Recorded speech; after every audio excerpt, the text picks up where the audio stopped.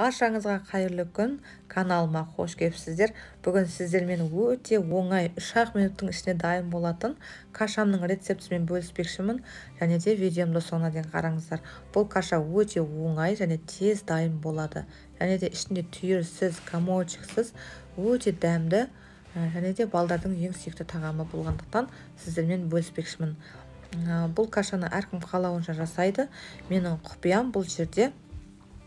Қазір видеомды соңына дейін көрсеңіздер, айтып кетемін.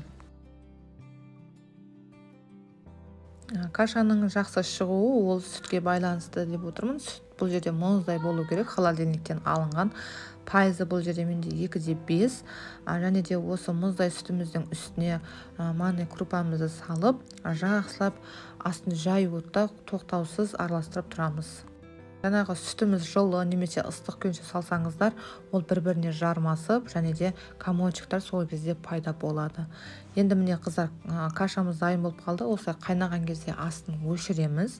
Ол мұздай болған сайын, жылыған сайын каша өзі қоюланады.